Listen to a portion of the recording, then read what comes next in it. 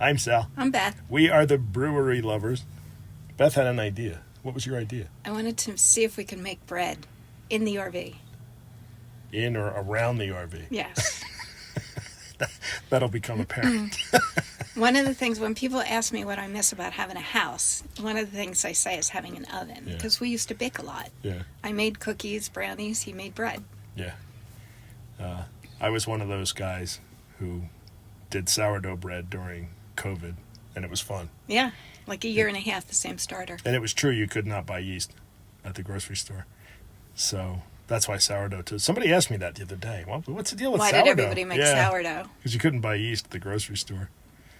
We were fortunate we found a big bag of yeast at a Brazilian grocery store in Manasquan. I think it's in Manasquan, somewhere on the Jersey Shore. I don't know where it was. What are we drinking? It's Tower Station from Mother Road, which is in Flagstaff. This is one of our goes-to when we're out west because it's really nice. It's available everywhere. It's easy to buy. Grocery stores. Yeah, easy to buy, easy to drink. It's very fruity. The Tower Station, by the way, it was this famous gas station rest stop on Route 66. It's still there. I don't know if you can still eat there, though. I don't know.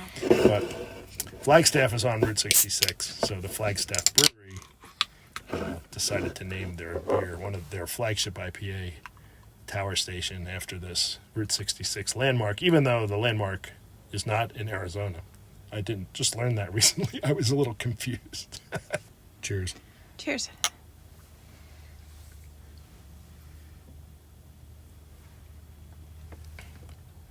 Yum. Very nice. Very fruity. So, where were we? Making bread. So, we missed the oven, we missed the grill, etc. The stuff we missed from the house. So that was your motivation. Yeah. Then what? So I found a recipe that looked really easy. It was basically naan that we could make in a pan on the stove since we don't have an oven. Here's the process. Of course, it starts. Every bread recipe must start with King Arthur flour. That's my grandmother's advice, and she was right. And I know there are folks in the South who say, no, Lily White. I'm like, nah, King Arthur. If you're making bread, anything else, doesn't matter. Have you ever used Lily White? No. Okay. And I won't. So Beth's bread was a soda bread, quick bread, baking soda, not yeast. The usual is salt, baking soda, flour. Now this is Beth warming up water in the microwave. I can't. What are you standing on? I'm standing on my stool because I can't see in the freezer or in the microwave without my stool.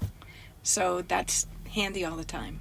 You'd think an RV, the stuff would be within reach, but it's not. Nah, it's over my head. So you have to give the water a little zap just to warm it up a little. Starts with the stir, it forms a dough ball, and then you start flattening them out. Now you'll notice a lot of flour. It was really sticky on the work surface. Yeah, so it got really messy. And cleanup is an issue in an RV. We have limited amount of water and we have limited amount of space. So minimizing cleanup is always important. Yeah, like this cutting board doesn't really fit in the sink. Mm-mm. So it's hard to wash. If it's really messy and you got to really scrub it, it's difficult. However, the bread was really good. Here it goes in the frying pan. So it's fried in a little tiny bit of oil. So it's almost like a cross between naan and Indian fry bread. Well, Indian fry bread, they use huge amounts of lard. Right, that's what I was about to say. That's deep fried. So this is kind of a hybrid. That's what makes it so yummy. And they were very good. I think a yeasted bread would be less messy.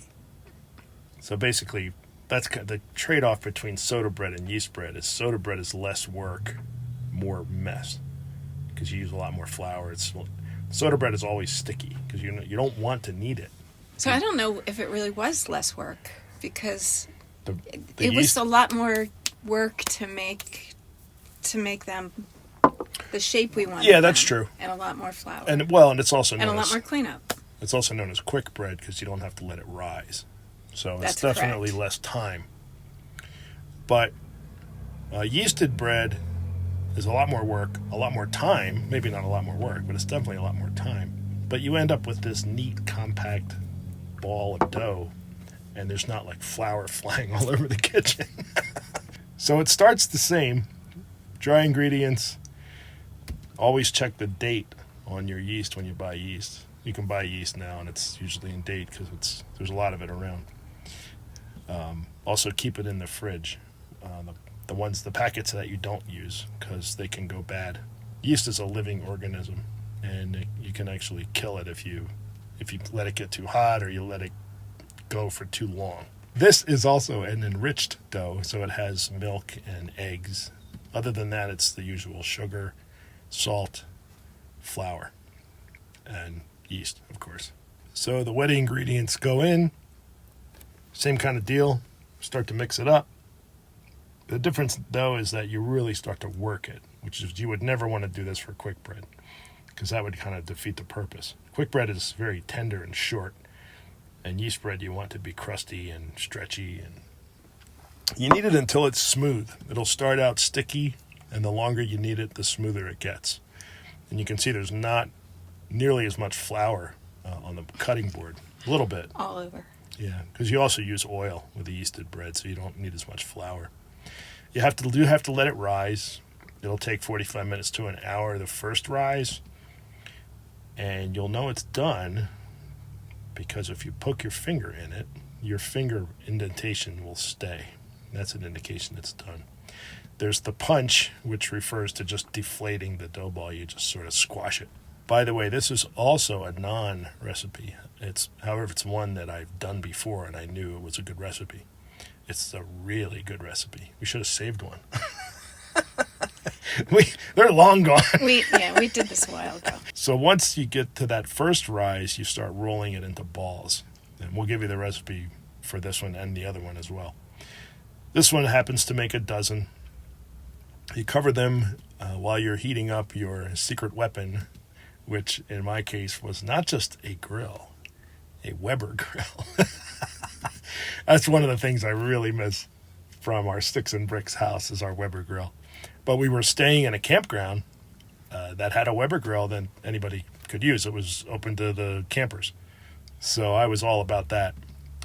So you got to get that grill clean and a little bit of oil on it. And here's the dough balls. You don't let them rise like really any length of time.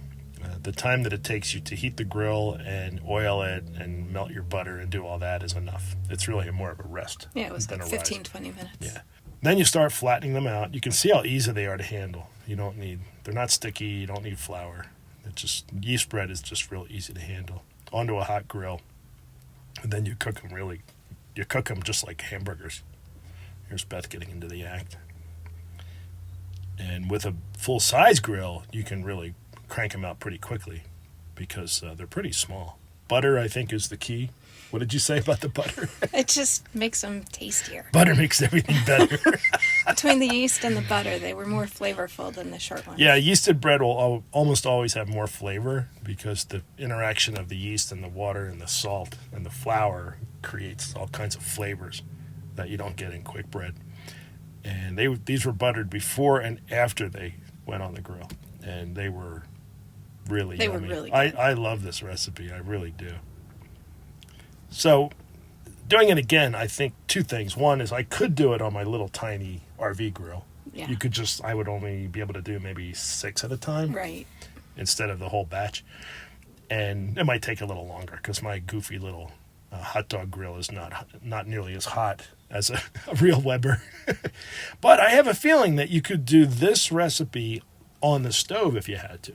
The same way Beth's was done with a little bit of oil. I think that would work fine. If you don't have a grill in your RV, you could still make bread. That was the goal anyway. Yep. So let us know what you think in the comments, as always. They were really yummy, both of them. I think mine were a little bit easier to handle, right? Yeah.